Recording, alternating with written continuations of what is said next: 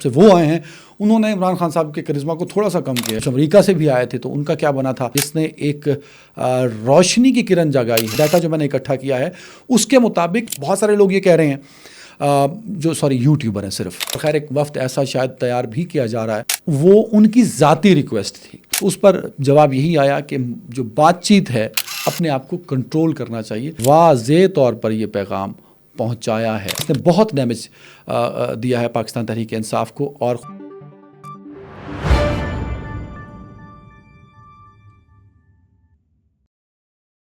جناب السلام علیکم, آزاد خبر کے ساتھ میں ہوں عدنان حیدر. عمران خان صاحب کو یہ کریڈٹ جاتا ہے کہ وہ گزشتہ کئی سالوں سے پاکستان کے میڈیا پر چھائے ہوئے ہیں. خبر ان سے شروع ہوتی ہے اور انہیں پہ خبر ختم ہوتی ہے, اخبار انہیں سے شروع ہوتا ہے اور انہیں پہ ختم ہوتا ہے.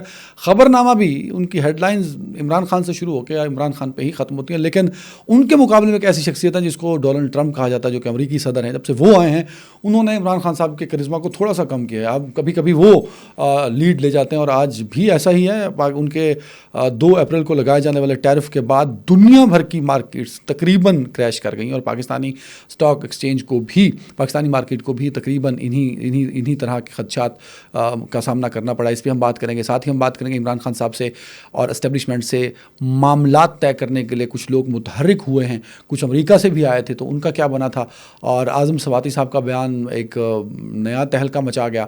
تو اس پہ ذرا ہم بات کریں گے. بلوچستان کے حالات کشیدہ ہیں اور وہ کشیدہ حالات کس سمت جائیں گے اس پہ بات کریں گے. ساتھ ہی مراد سعید صاحب, بہت عرصے بعد ان کا ایک ویڈیو بیان جس نے ایک روشنی کی کرن جگائی ہے ان تمام پاکستان تحریک انصاف کے کارکنان میں جو بڑے مایوس ہوئے تھے. اس سب پہ کیا ہوگا تو اس پہ ہم بات کریں گے. سب سے پہلے ٹرمپ سے شروع کرتے ہیں. ٹرمپ صاحب نے 2 اپریل کو ٹیرف لگایا اور وہ ٹیرف بقول انہوں نے اس لیے لگایا کہ اس سے امریکہ کی اکانومی بہتر ہوگی. اب کیا اس سے امریکہ کی اکانومی بہتر ہوگی یا نہیں ہوگی, اس کا بڑا سادہ سا اور آسان سا جواب یہ ہے کہ 2 اپریل سے آج 7 اپریل ہے, ان 5 دنوں میں لگ بھگ کوئی $5.5 ٹریلین, 2 دنوں کا بتا رہا ہوں, 5 دنوں کا نہیں بتا رہا.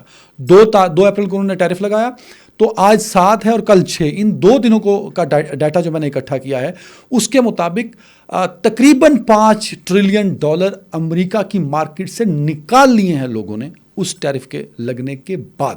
کئی پینشنرز جو امریکہ کے رہائش شہری ہیں انہوں نے اپنی پینشنز انویسٹ کی ہوئی تھیں, ان کی پینشنز تقریباً ڈوب چکی ہیں بیکاز جو شیئر ہے وہ اس ٹیرف کے بعد تقریباً ڈوبنا شروع ہو گیا. پاکستان کی اسٹاک مارکیٹ جو ہے آج جیسے ہی اوپن ہوئی تو وہ کم ہونا شروع ہو گئی اور شاید یہ تاریخ کی کم ترین سطح پر چلی گئی. کوئی اس میں کمی آئی لگ بھگ 6200 پوائنٹس کی. تو اس کا امپیکٹ پاکستانی مارکیٹ پہ بھی آیا. اب بہت سارے لوگ یہ کہہ رہے ہیں جو یوٹیوبر ہیں صرف, ماہر معیشت اکانومسٹ اور فائنینشیل ایکسپرٹس نہیں, جو میری طرح کے یوٹیوبرز ہیں جنہوں نے تھوڑا سا جھوٹ بول کے سچ کا رنگ جھوٹ کو دیتے ہوئے اپنے آپ ویوز کھینچنے ہوتے ہیں. تو وہ یہ کہہ رہے ہیں کہ جی وہ ہم امریکہ سے کو جا کے کوئی کمٹمنٹ کر لیں, کوئی ڈیلز کر لیں. اور خیر ایک وفد ایسا شاید تیار بھی کیا جا رہا ہے جو امریکہ جائے گا اس ٹیرف پہ بات کرنے. تو میرے بھائی خدا کا نام لیں, پاکستان جو چیزیں بھیجتا ہے امریکہ کو, یعنی کہ جو ایکسپورٹ کرتا ہے, وہ تقریباً $5 سے 6 بلین ہیں جو ویریٹ کرتی رہتی ہیں. اور پچھلے کئی سالوں سے لگ بھگ 10 سال سے زائد عرصے سے یہ سٹیبل ہے. ہماری اتنی ایکسپورٹ امریکہ کے ساتھ ہوتی ہے. تو یہ ہماری ایکسپورٹ ہے جو ہم بھیجتے ہیں امریکہ کو. جو ہم امریکہ سے لیتے ہیں وہ کوئی $2 بلین بھی نہیں بنتی. تو اگر ہم ریسیپروکل پہ بھی جائیں گے تو ہمیں نقصان ہو جائے گا. تو میرے خیال میں جو کہانی چل رہی ہے اس کو اسی سمت چلانا پڑے گا. لیکن ایک اچھی جو بڑی ڈیولپمنٹ اب ہوئی ہے وہ یہ ہے کہ آج مارکو روبیو کو اور پاکستانی فارن منسٹر اور deputy prime minister Ishaq Dar صاحب کا ٹیلی فونک رابطہ ہوا ہے. اور اس میں جو بڑی پیش رفت ہے جو پریس ریلیز میں بھی لکھی ہے وہ یہ ہے کہ افغانستان میں جو اسلحہ ہے جو کلیم کرتے آ رہے ہیں جناب ٹرمپ, جب وہ الیکشن کمپین میں تھے, پھر صدر بننے کے بعد, الیکشن جیتنے کے بعد جو 4 انٹرویو انہوں نے دیے اس میں ہائی لائٹ کیا افغانستان کا ایشو, افغانستان میں ہونے والی تذلیل امریکی فوجوں کی اور امریکی اسلحہ جو کہ ان کے بقول $7 بلین کا ہے. تو آج جب امریکی سیکرٹری آف اسٹیٹ یعنی کہ امریکی وزیر خارجہ نے پاکستانی وزیر خارجہ سے بات کی تو اس میں ایک اہم جو پوائنٹ تھا وہ یہ تھا کہ افغانستان میں جو امریکی اسلحہ ہے اس کو کس طرح واپس لینا ہے. تو یہ ایک اچھی ڈیولپمنٹ ہے پاکستان کے لیے. تو پاکستان کے امریکہ کے ساتھ جو تعلقات ہیں وہ پازیٹیو سمت میں جاتے ہوئے نظر آ رہے ہیں, جس کا فائدہ الٹیمیٹلی پاکستان کو ہوگا. ایک اچھی دکان پاکستان کی سجتی ہوئی نظر آ رہی ہے اور تاریخ بھی یہی بتاتی ہے کہ ہم امریکہ سے ہمیشہ اچھے تعلقات قدرت ہمارے بنوا دیتی ہے اور ابھی بھی قدرت ہم پہ ایسی مہربان ہے کہ ہمارے تعلقات بہتر ہوتے دکھائی دے رہے ہیں, جس کا الٹیمیٹلی فائدہ ہوگا. اگر ہم ریسیپروکل ٹیکس پہ چلے جائیں جائیں گے تو فائنینشیل ایکسپرٹس اس پہ زیادہ بہتر بول سکتے ہیں. میں نے جو میری ناقص عقل کہتی ہے کہ ہماری ایکسپورٹ زیادہ ہیں، امپورٹ بہت کم ہے، ہمیں ریسیپروکل پہ خاصا فائدہ ہونے والا نہیں ہے. تو اب دیکھنا یہ کہ دنیا بھر کی اچھی صرف پاکستان کی کریش نہیں ہوئی، پاکستان کی تو 2.5% اگر پرسنٹیج میں بتائی جائے، ہانگ کانگ، چائنا، تائیوان 10% تک چلی گئی ہے. انڈیا جو کہ بہت بڑا حمایتی ہے ٹرمپ کا اور امریکہ کی موجودہ حکومت کا، اس کا 5%، 4 کچھ پرسنٹ، لگ بھگ 5% ان کی اسٹاک مارکیٹ نیچے گئی ہے. تو اس حوالے سے اسی طرح جرمنی اور یورپی یونین کے مختلف ملکوں کی اگر ہم دیکھیں تو لگ بھگ 10-12% کے آس پاس جاتی ہیں. پاکستان کی یوں اگر پرسنٹیج میں لگائی جائے تو 2.5% اس ٹیرف کے پاس بات گئی ہے. اب شہباز شریف صاحب چاہتے یہ ہیں موجودہ حکومت کے عوام کو ریلیف دیں اور وہ پیٹرولیم مصنوعات کی مد میں ہو سکتا ہے. ان 5 دنوں میں $10 پر بیرل مارکیٹ میں پیٹرولیم کی مصنوعات کم ہوئی ہیں، اور یہ تاریخ میں سب سے زیادہ اور تیز جو ریٹس نیچے ہوئے ہیں. تو اس کا فائدہ پاکستانی حکومت پاکستانی عوام تک پہنچا سکتی ہے. اب وہ کتنی متحرک ہوگی اس حوالے سے، یہ اس پہ ان کو کام کرنا چاہیے تاکہ ایک بہتر امیج کریٹ ہو سکے. اب آتے ہیں عمران خان صاحب اور پاکستان تحریک انصاف کے کچھ لوگوں کی ہونے والی ملاقات. خبر پرانی ہو چکی ہے لیکن اس میں بہت ساری کنفیوژنز ہیں. میں چاہتا ہوں اس کنفیوژن کو ہم دیکھ لیتے ہیں، کیونکہ جو میں نے لوگوں سے بات کی ہے، 5 لوگ ملے تھے DGISI سے، اور وہ ان کی ذاتی ریکویسٹ تھی. ذاتی ریکویسٹ کی گئی ذاتی طور پہ، اور آف کورس اس عہدے پہ بیٹھا شخص، اس پہ کوئی پابندی نہیں ہے کہ وہ کسی سے نہیں مل سکتا ہے. تعلقات ہوتے ہیں، رشتہ داریاں ہوتی ہیں، تو یہ کوئی برائی نہیں ہے ملنے میں. اور یہ کوئی پولیٹیکل ملاقات نہیں تھی، نہ ہی یہ ملاقات بطور ریپرزنٹیٹیو آف پاکستان تحریک انصاف تھی. پرسنل کیپیسٹی میں یہ ملاقات تھی. اس ملاقات میں یہ ضرور کہا گیا کہ پولیٹیکل ٹینشنز کو کم کرنا چاہیے، عمران خان صاحب کو کے ساتھ بات چیت ہونی چاہیے، معاملات کو خان صاحب کے ساتھ سیٹل کرنا چاہیے. تو اس پر جواب یہی آیا کہ جو بات چیت ہے وہ حکومت وقت کے ساتھ ہوگی، ہمارے ساتھ نہیں ہو سکتی. کیسز جو ہیں عدالتوں میں لگے ہیں اور اس کا فیصلہ عدالتیں کریں گی. سوشل میڈیا پہ بات آئی تو اس پہ تحفظات ثبوتوں کے ساتھ بتائے گئے، جس پر وہ 5 لوگوں نے کہا کہ نہیں، آپ لوگ ٹھیک کہہ رہے ہیں، سوشل میڈیا پہ اس طرح کی کمپینز نہیں چلنی چاہیے. پھر انہی لوگوں کی خواہش پر اور ریکویسٹ پر عمران خان صاحب سے بھی ملاقات کی گئی، جس میں یہ میسج دیا گیا کہ کم از کم سوشل میڈیا پہ پاکستان تحریک انصاف کو اپنے آپ کو کنٹرول کرنا چاہیے. سوشل میڈیا کی وجہ سے ایک بہت بڑا گیپ اداروں کے درمیان اور تحریک انصاف کے درمیان آ چکا ہے، اور سوشل میڈیا ہی وہ واحد وجہ ہے جس نے بہت ڈیمیج دیا ہے پاکستان تحریک انصاف کو اور خود عمران خان صاحب کو. اب سوال یہ ہے کہ جو لوگ بہت نعرے لگا رہے ہیں کہ عمران خان صاحب رہا ہونے والے ہیں، عمران خان صاحب کے معاملات طے پا گئے، نہ عمران خان صاحب رہا ہو رہے ہیں، نہ عمران خان صاحب کے معاملات طے پا رہے ہیں. واضح کل بھی ایک ملاقات ہوئی ہے بہت طاقتور شخصیت کے ساتھ، وہاں بھی یہ میسج دیا گیا ہے کہ خان صاحب اور عمران خان صاحب اور تحریک انصاف نے اگر بات کرنی ہے تو وہ شہباز شریف صاحب سے ہوگی. عمران خان صاحب نے اگر بات چیت کرنی ہے بالکل کر رہے ہیں، ان کا رائٹ بنتا ہے وہ بات چیت. یہ طاقتور حلقوں نے واضح طور پر یہ پیغام پہنچایا ہے کہ عمران خان نے اگر بات چیت کرنی ہے تو وہ صرف وزیر اعظم سے ہو سکتی ہے، اور وہ وزیر اعظم اس وقت شہباز شریف صاحب ہیں.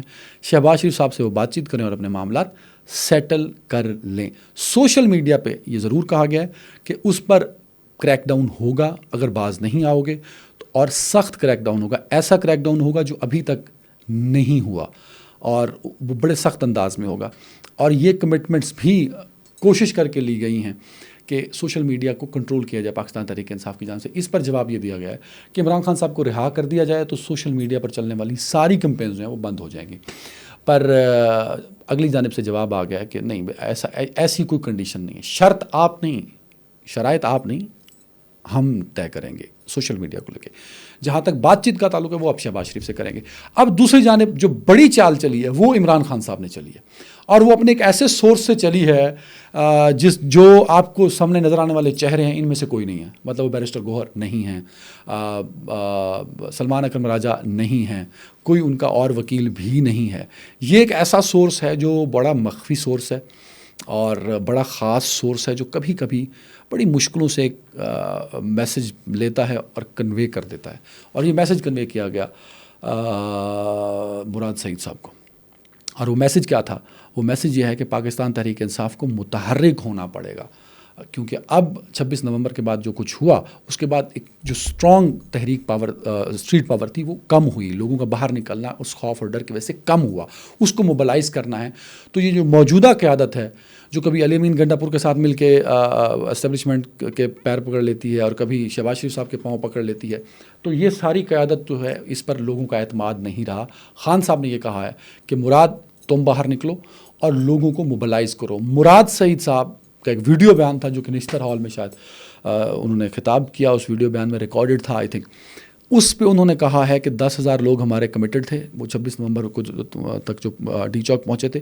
اب انہوں نے ہر ضلع سے 5,000 لوگ نکالنے کی بات کی ہے، لوگوں کو موبلائز کرنے کی بات کی ہے۔ مراد سعید کا وہ بیان اس نے لوگوں میں وہ جو مایوس تھے، جو ریئل ورکر ہیں پاکستان تحریک انصاف کے، جو کوئی ٹوپی ڈرامہ اور کوئی رنگ بازی نہیں چاہتے، وہ نا امید ہوئے تھے، مایوس ہوئے تھے، ان میں تھوڑی سی ایک امید جاگی ہے۔ اور مراد سعید صاحب کے آنے سے ان کے بیان کے آنے سے ایک اسٹرانگ میسج گیا ہے، اور اب شاید پاکستان تحریک انصاف ایک طرف تو انگیجمنٹس کی طرف بات چیت چل رہی ہے جہاں سے کوئی ریلیف کی امید نہیں ہے کیونکہ کنڈیشنز لگائی جاتی ہیں، وہاں سے وہ کنڈیشنز مانی نہیں جا رہی، تو دوسری جانب جہاں اسٹریٹ پاور اور موبلائزیشن کم ہوئی تھی، روک دی گئی تھی، اسٹاپ لگ گیا تھا، اس کو موبلائز کرنے کے لیے مراد سعید اور باقی جو 2-4 اس طرح کے لوگ ہیں ان کو شاید موبلائز کیا جائے گا، جو کہ ایک لارجر امپیکٹ کریٹ کر پائیں گے پاکستان تحریک انصاف کے لیے۔ اور ہاں، یہاں پہ یہ بتاتا چلوں کہ عمران خان صاحب کے لیے میں نے کہا تھا کہ وہ اڈیالہ کو الوداع کہیں گے، اس پہ میں قائم ہوں۔ الوداع وہ اڈیالہ کو ضرور کہیں گے، وہ کس صورت میں کہیں گے اور کہاں جائیں گے یہ بڑا دلچسپ ہوگا، یہ بھی بہت جلد ہم آپ کو بتائیں گے۔ آخر میں جاتے جاتے بلوچستان کے حالات شدید کشیدہ ہیں، 11واں روز چل رہا ہے احتجاج اس دھرنے کو جو کہ اختر مہگل صاحب نے دیا ہوا ہے۔ گورنمنٹ کے ساتھ، بلوچستان حکومت کے ساتھ ان کے مذاکرات کامیاب نہیں ہو پا رہے۔ اسلام آباد اور راولپنڈی میں کمٹمنٹ دے کے گئے ہوئے ہیں سرفراز بگٹی صاحب کہ وہ منا لیں گے اختر مہگل صاحب کو، تو دیکھنا یہ ہے کہ ایک مطالبہ تو مانا ہے انہوں نے، 3 مطالبات ہیں اختر مہگل صاحب کے، تو کیا وہ باقی 2 مطالبات پہ ان کو راضی کر لیں گے یا نہیں، یہ ٹاسک ہے اور ذمہ داری ہے سرفراز بگٹی صاحب کی، دیکھنا ہے انہوں نے اس کو کیسے پورا کرنا ہے۔ مہرنگ بلوچ صاحبہ کا ہم آپ کو بتا چکے ہیں کہ ان کے معاملات BLA اور BYC کی جو ایکٹیویٹیز ہیں اس پر انہیں ری تھنک کرنا ہے۔